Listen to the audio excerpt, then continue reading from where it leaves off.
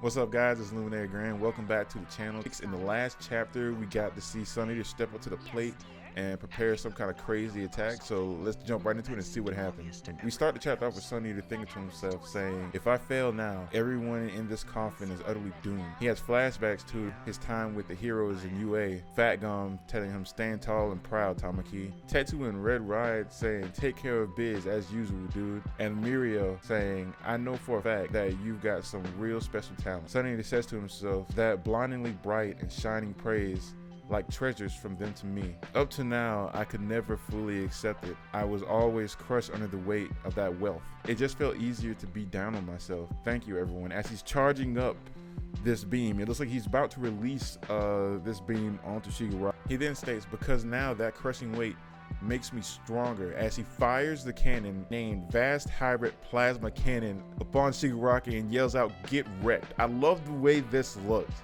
Like, I can't wait to see this in animation because I know the voice acting for this is gonna be freaking crazy. I love the fact that he has this intensity on his face while firing this attack.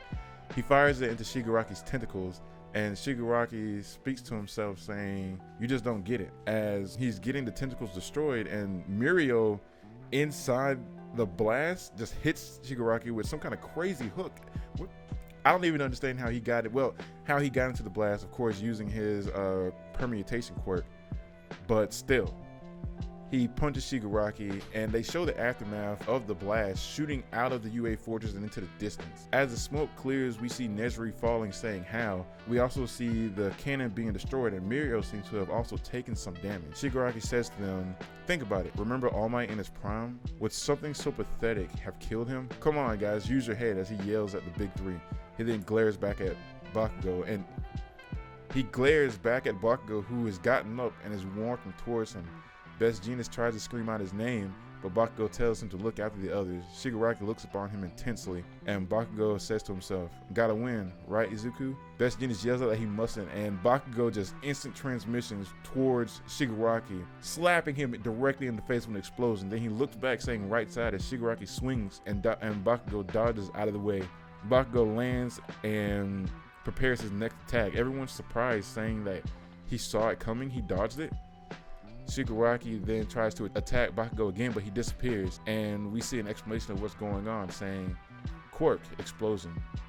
The sweat glands in his palms produce a nitroglycerin-like liquid that he can detonate, but the cluster upgrade he devised came with a side effect that not even he was aware of. The act of storing up sweat into logical beads puts a terrible burden on the glands in his palms. With his sights set on victory, he kept storing the beads in his glands until they were forced to find another exit and leaked out all over his body. Explosions all around his body gave him even more speed. Bakugo states, "My whole body hurts. Battling through the pain, fighting while trying to spot your enemy's texts and habits. That's basically the path you have to walk, yeah? So, Izuku, can I still catch up to you?" You can see the explosions from Bakugo coming off from all over his body, and his eyes are also, they look as if they look like they did in the Heroes Rising movie when he had One for All. I don't know what that means, but in the next chapter we see Shigaraki looking very intensely at Bakugo, saying, "How is he pissing me off so much? A random extra who doesn't even possess One for All. Why am I suddenly panicking?" And we see a fragment of a memory of what looks to be like the second user of One for All. This references back to when people were thinking that Bakugo could have been the second user of One for All, because they look similar, like maybe in a second life or something, he was the second user of One for All. And I guess this is put some credence to that. I don't know exactly what this means, but I am curious of the second user's quirk now, if he's thinking of Bakugo in this light. He has to have some kind of offensive quirk that could have to do with speed or energy.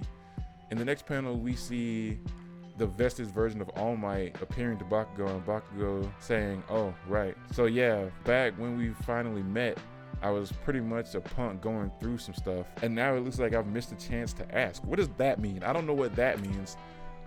Bakugo pulls out an All Might card that he and Deku had since they were kids and said, "Man, I wanted an autograph so bad." Oh my god, on the next panel, it looks like Bakugo's heart has exploded. So apparently, whoa.